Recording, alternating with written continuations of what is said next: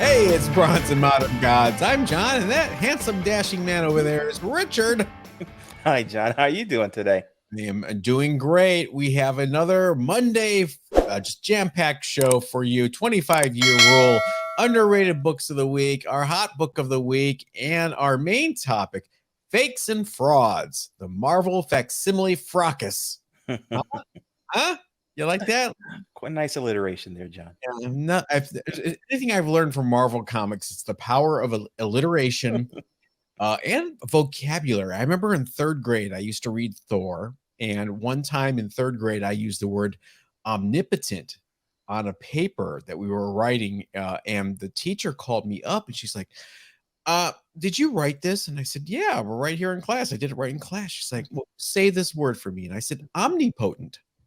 I thought that's how it was pronounced. I mean, I had read it, but I'd never heard it pronounced out loud. And so I was like, I learned it from Thor. She's like, well, okay, you keep reading your funny books.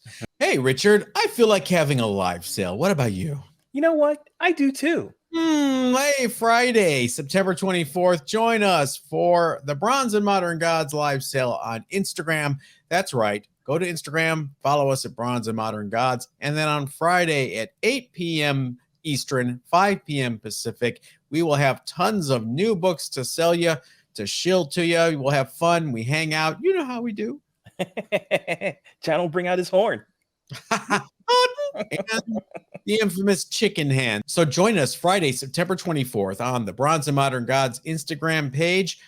Is that a page? Is it a channel? I think it's a page. Let's call it a page. That seems to be the current convention.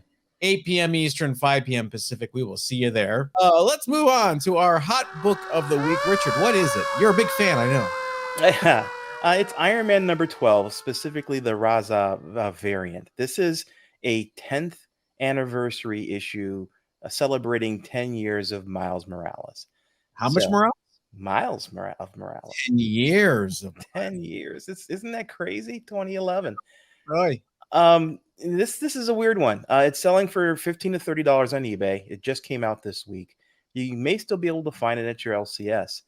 It's got a black cover and it's the typical cheap Marvel paper right now. So 9.8s may be rare if you're looking to get this graded. Get it pressed before you send it in. Don't send it in without getting it pressed. But this is a 10th anniversary cover, and the reason why this is popular is because of the cover. Oh yeah. There's no Iron Man tie into this. This is just Miles on the cover, and I'm a huge Miles fan, as everybody knows. That's not digging this. I'm just not buying into it. And I see difficulty in a long-term significance to this book. I was shocked when you texted that to me because I picked this book for Hot Book of the Week and you were less than enthusiastic about it. I have to say I get it. The cover is striking. You see that cover and you're like, okay, that's a cool freaking cover. Right. It could go one of two ways. It could be like every other variant cover that's ever come out. Or it could be like Amazing Spider-Man 55, the original Gleason cover. Even though it's been a while, that still has retained a lot of its value. It hasn't really just cratered. So you just think this one just doesn't have legs, huh? There's nothing underneath it, and like you say, it has no legs. Other than the cover, there is no significance to this cover, to this issue, besides the 10th anniversary, and it's the 10th anniversary of a character who isn't featured in the title that it is representing. Miles is not a part of the Iron Man title. That seems to be an ongoing thing with Marvel, though. The Deadpool tribute covers, whenever someone has an anniversary, Captain America, they did it for his 75th, I believe. Mary Jane, they stuck her on pretty much every cover. Exactly. So I don't know. Think about this. Whenever you buy anything, you need to think about, first of all, if you're buying it because you love the cover and you love the book, do it. If you're buying it because you see a potential investment opportunity, think hard about where the market's going to be in 6 months, and will people even remember the 10th anniversary of Miles Morales in 6 months? I don't know. $15, it may be worth buying in. Anything more than that, I'm just skeptical. I think it was under ordered too. you said that you may still be able to find it at your LCS. What happened when you went to your LCS on Wednesday? Yeah, my LCS in typical form had it bagged and boarded on the wall for $15. And I was happy to leave it there. I mean, it just there are some other books. There's another Miles book that's recent. It's Miles Morales number 29. It's the Mayhew cover where there's a pair of sneakers covered in spider webs, and that's going for there's a virgin and a trade dress. The trade dress is going for about 40. The pair goes for around 90. I'd rather spend my money on this as a possibility. And there seems to be there's a lot of love for sneakers. Miles has a history of sneaker covers, especially Mayhew sneaker covers. And this might be a better place to put your money than this Miles on the cover of a book he doesn't actually belong to. So mark this date in Bronze and Modern Gods history, folks. Richard is less than enthusiastic about a Miles Morales book. Yeah. I'm passing. I don't even have one copy of this book. Oh, wow. Okay, sour grapes. All right, we'll move on. Speaking of Miles and Miles of Morales, we have our main topic, which is facsimiles. Shadiness is going on, folks. Several of you have DM'd us and emailed us about this. We kind of warned you a bit about it before on a previous episode when it was happening with Werewolf by Night number 32, but it's happening again. These facsimile editions are being sold on eBay by, I'll just say it, unscrupulous sellers. Yeah. Who are either neglecting to mention that they are facsimile editions or burying the mention of facsimile way down in the description. Richard, this has a little bit of a history to it, doesn't it? Sure does. Marvel has a history of having reprints, especially reprints that duplicate the cover of the original book. Started off with the Golden Record reprints from 1966. You had Fantastic Four, Amazing Spider-Man number 1. You had a number of books that were represented there because I can't remember all of them off the top of my head. What were the other two? Jim 83. Yeah. And I can't remember the fourth one. But there's just 3, I believe. Oh, really? Okay. Yeah. I thought there was 4. Anyway, so these reprints were exact copies of the original book with one small exception. The price box on these books did not exist. So the cover looked the same, but it was missing that price box, and the back cover was an advertisement for the Golden Records. So it differed in that way. Those books are, as we've talked about these before, especially the Fantastic Four number 1 Golden Record reprint, they're starting to take off because no one can afford the first, the original Fantastic Four number 1. So to me, that's a period book. It takes place only a few years after the original book. I'm really bullish on that. Marvel then did True Believers. True Believers are another series of reprints. They had a big banner at the top of the book that said True Believer.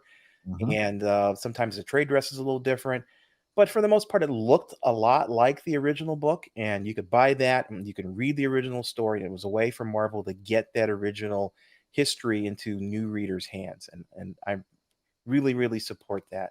DC did something very similar with their DC Dollar comics when they did a Batman Adventures number 12, for example, for $1. Let people read the first appearance of Harley Quinn and get into that. Yep. Then Marvel did something. They did the Marvel facsimile editions, and they did facsimile editions for a number of books. These books were identical to the cover of the original book, with the exception of it having a barcode on it and a $3.99 price tag. So you had Fantastic Four number 1, and it had the price on there, but it was $3.99. So obviously, it wasn't the original. There was also a Marvel badge on the book. Looked very, very similar, but there were some fairly identifiable differences if you knew what you're looking for. The UPC being the most egregious identifier for those early Silver Age and Bronze Age books, for sure. Right. You had Hulk 181. You had Giant Size X-Men number 1. You had, for some odd reason, Alpha Flight number 1, which I never understood that one. but yeah, these books, I'm a big fan of these as well, and I have a number. I bought into a lot of those because they're great books to have. They sell well, and they're easy to identify as being reprints. But then we get into the book that we're really talking about now, which is the new release of the Ultimate Fallout 4 Facsimile Edition. This thing is kind of scary because we've got pictures of both of them. We're going to put them up here. Mhm. The original one has a barcode in the lower corner. It has a price of $3.99. The reprint differs very little from the original book. There is a barcode. It's a little bit thinner, but it also says $3.99. And there's also there's a Marvel logo on the cover. And the original one, there's no background. In the reprint, there's a red background. That's really it. That's really the difference between these covers. I mean, it is shockingly, they are shockingly similar to one another. And Especially when you see it on eBay as a thumbnail image, and you're not really paying attention. You think you're going to grab a deal there, and you will be surprised.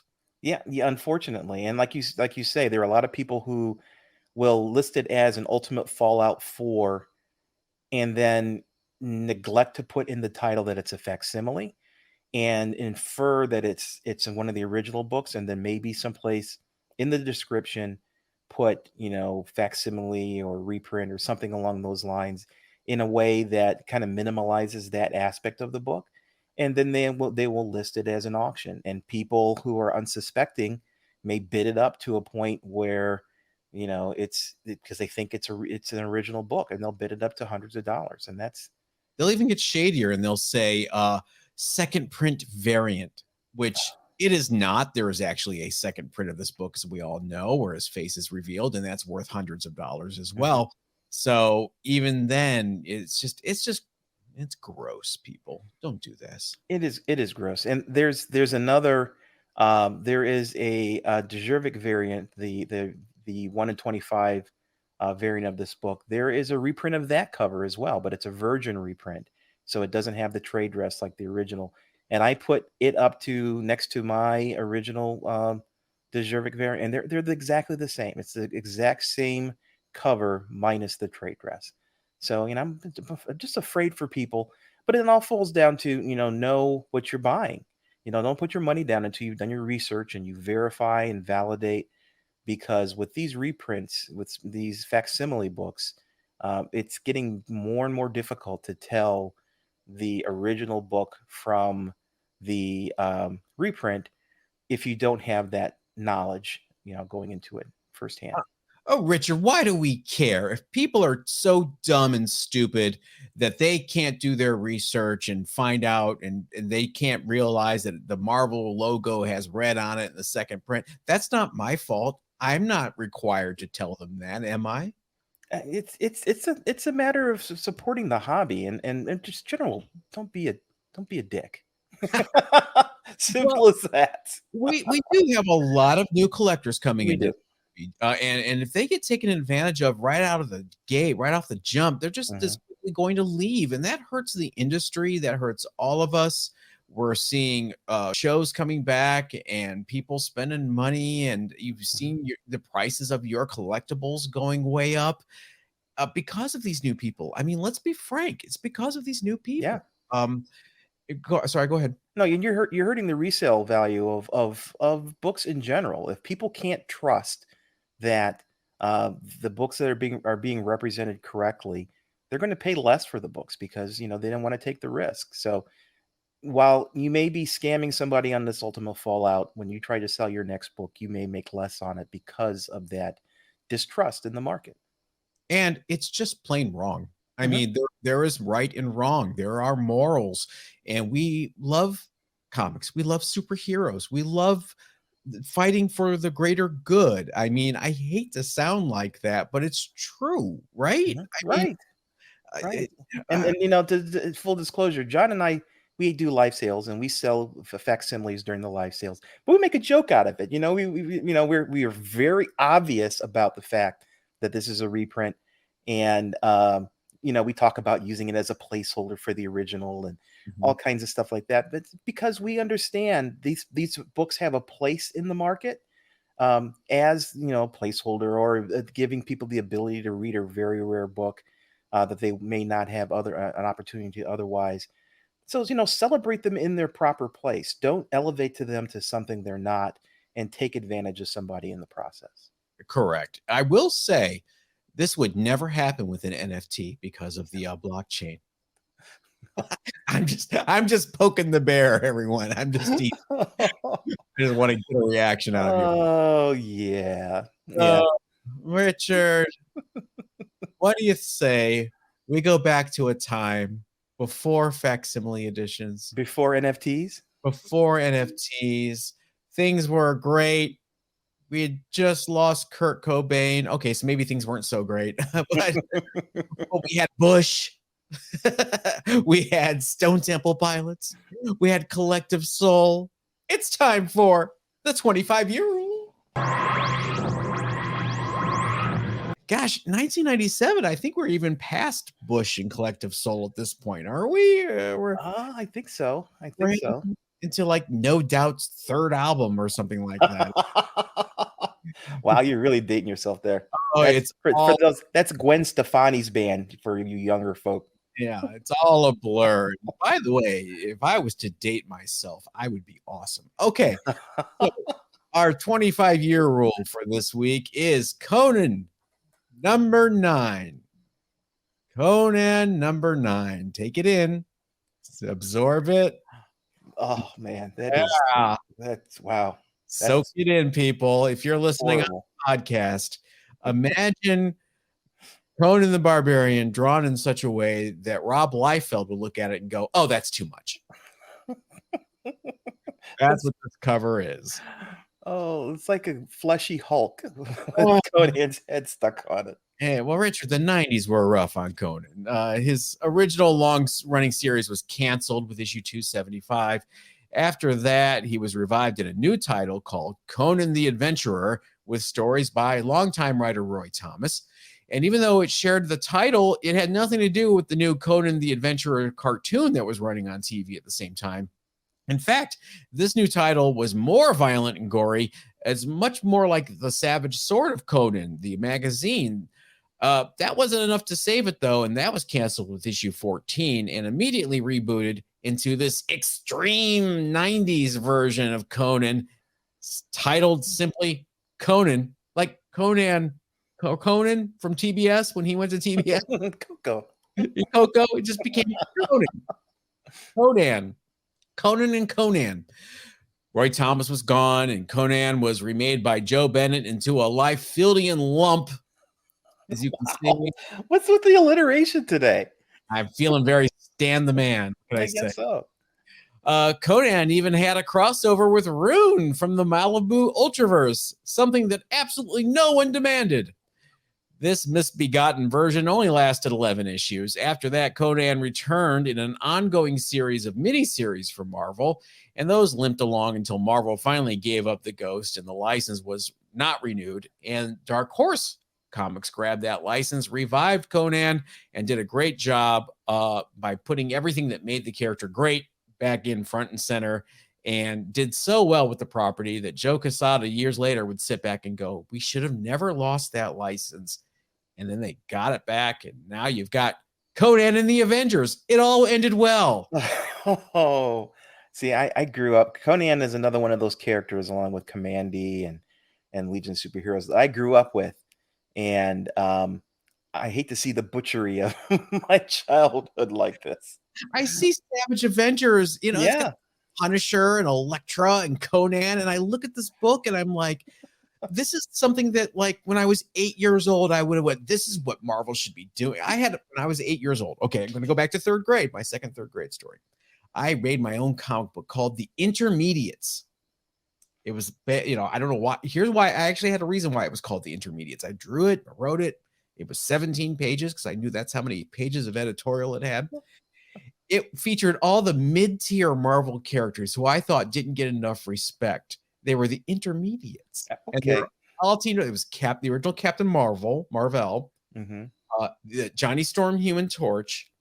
I forget who else was in it. It was just like every B level, C level 70s Marvel character in one book. And I thought, this is cool. This is what Marvel should be doing. That's what I think of when I see Savage Avenger. Some kid going, what if all the bloodthirsty characters were in one book? Oh, throw Bullseye in there too. Why don't you? Oh man, you showed me the cover of this book, and I just shook my head. The 90s. We're going to be here for a while, folks, with 25-year rules. So take your Pepto. All right, Richard, it's time for our underrated books of the week. What is yours? Mine is a DC book this time. I was talking. I actually went, and Evan and I, our mutual friend, who's a big DC fan, we went to go see Shang-Chi this past week, which we enjoyed. It was a good movie. It was a good summer movie. In the process, we were talking about other movie characters or other characters, and Ambush Bug came up, and I had been tossing around the idea of using Ambush Bug for an underrated book, so I decided to pull it this time. So DC Comics Presents number 52 is the first appearance of Ambush Bug. Ambush Bug is a very strange character. He breaks the fourth wall, kind of like Deadpool does. I consider him kind of the Deadpool of DC. He started off as a villain. His powers is teleportation, but he's a little insane. He was put into Arkham for a while, Arkham Asylum, but he was released because no one could deal with him anymore. And he decided then he was going to be he fancied himself as being a friend to Superman. So he became, let's call him an anti-hero. It's an interesting character. It's a comedic character. It's not one that you take seriously like Batman. But it's, to me, like I said, it's one of those kinds of character like Deadpool. I could see DC being able to use to have some levity and some of the darkness that they have in their current movie run. So who knows? I mean, even if they don't make a movie out of it, it's a fun character. It's a fun and DC 52 again is his first appearance. He appears with Superman, and Superman captures him. And it's the story itself is not as important as his first appearance. This book, 9.8s are going for about $150, so it's affordable. There are 20 9.8s on the census out of 55 books. So it's a great opportunity. If you're looking for some character that doesn't fit the normal mold of a DC superhero, DC superheroes are more apple pie, mom kind of than the brooding, self-introspective characters that Marvel tends to generate. This is a wacky character, and I think it's a fun character to collect. I loved Ambush Bug. This was Keith Giffen at his most bizarre and obtuse with Robert Lauren Fleming on the miniseries. The combination of those two, it was really funny. It poked all sorts of fun at DC throughout their existence. Like Johnny DC became a woman, and so she was Jonni DC. Just all sorts of the original miniseries. Every issue ended with a tease of Darkseid appearing, like, oh my gosh, Darkseid, and they did it for 5 issues in a row until they get to the last issue, and they're like, oh yeah, we never got to that fight. I mean, it was just funny stuff like that.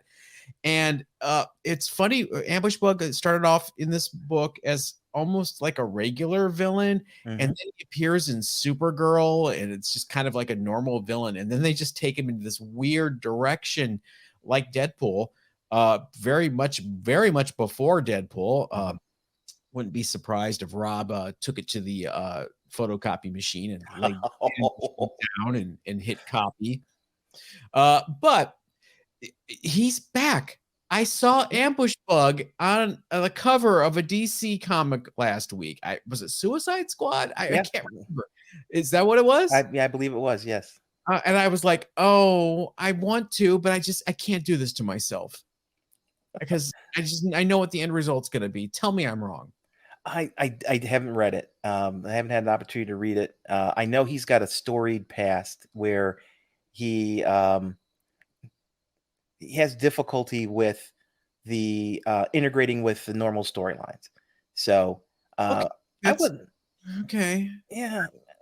I just don't want dark and gritty Ambush Bug. No. That's the thing. It's it's a character I don't think you can take dark and gritty. Um, it's a character I think is in his DNA. He's more like the Tick than he's like than he's like any of the darker characters in the DC universe. Want to believe you, Richard, but this is the same company that made Mary Marvel a murderer. Yeah, yeah. So I put nothing past DC. You guys let us know in the comments if I should check this out. Yeah, Because Frank Miller writes him, then I would be concerned.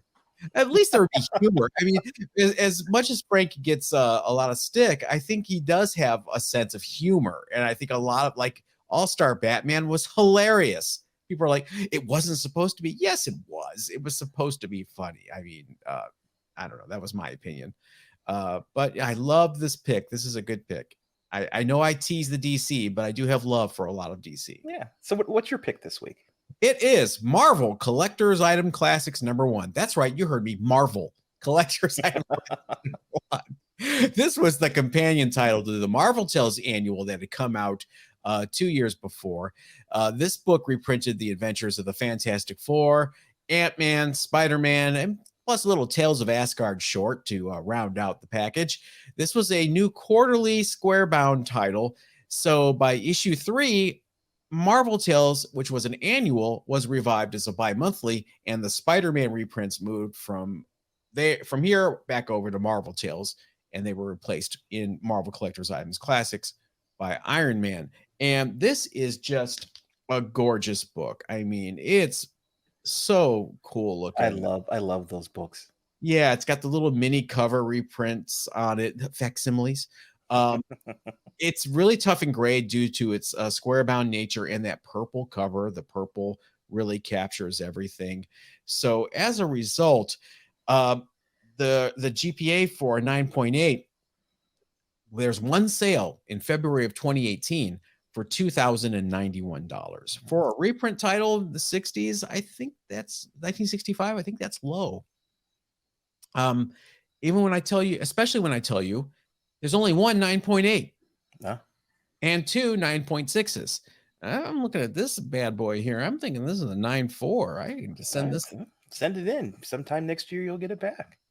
But the existence of this book is because between the Fantastic Four premiering in 1961 and the time this book came out in 1965, Marvel sales and distribution had done the big hockey stick. Yeah, they had real spotty distribution originally, and they grew and grew so fast that people didn't have access to the back issues, and there were no comic shops then, no internet. So this was done as a way for people to catch up on the Marvel universe and really get invested in the cohesive nature of everything crossing over with everything else.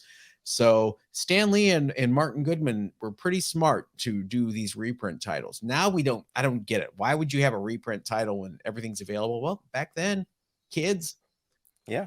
Things weren't available, and stay away from my gold. Yeah. Think about it.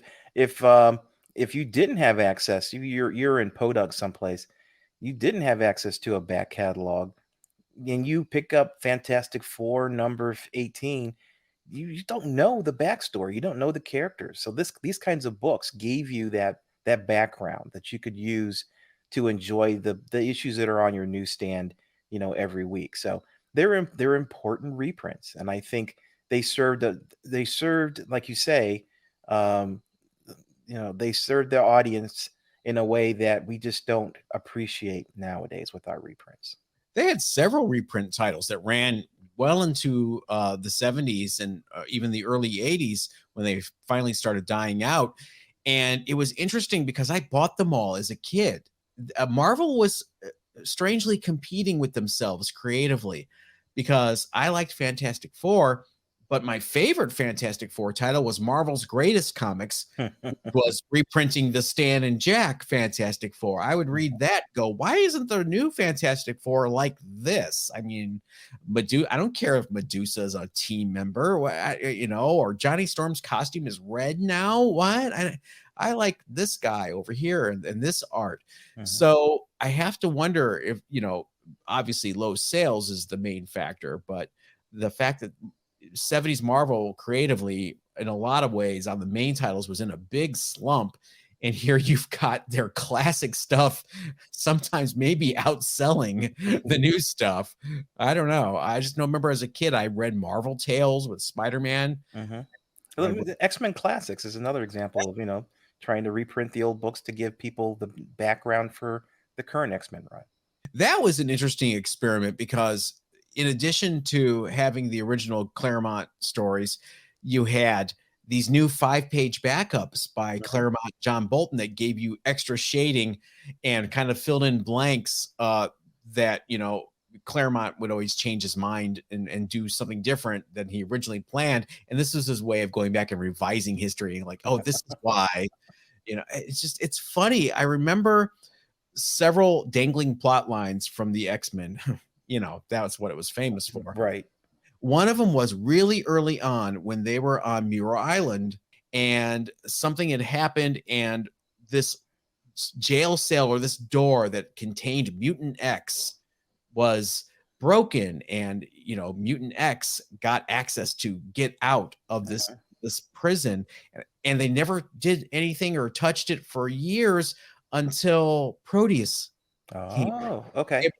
And I never made the connection that Proteus was this Mutant X from issue 96 until Classic X-Men had a little backup story that really clearly explained it. I'm like, oh, that's what that Oh man, I could talk about this all day, which is good news for you guys because Apple finally replied to me, and it looks like we're going to be set up on Apple Podcasts for that third bonus episode in the next couple of weeks. Just wanted to give you an update there and remind you that that is coming. We will let you know. And don't forget, we have a live sale happening this Friday, September 25th, 8 p.m. Eastern, 5 p.m. Pacific at Bronze and Modern Gods Instagram account page thing. Tons of new books. We always have fun. Just come and hang out. Yeah. 8 o'clock for you East Coasters, 5 o'clock if you're on the Best Coast at Bronze and Modern Gods this Friday. We'll see you then. See you then. Richard, in the meantime, where can people follow us? They can follow us on Facebook and Instagram at Bronze and Modern Gods or the website www.bronzeandmoderngods.com. If you want to be stylish and fashionable, you can get a t-shirt in the description below or at the website. And if you like this video, like it. If you want to subscribe, you should do that. If you want to hit the notification bell so you know when we go live, that would help us as well. And that's going to wrap it up until our bonus episode later this week. Thanks, everybody. Everybody, thank you.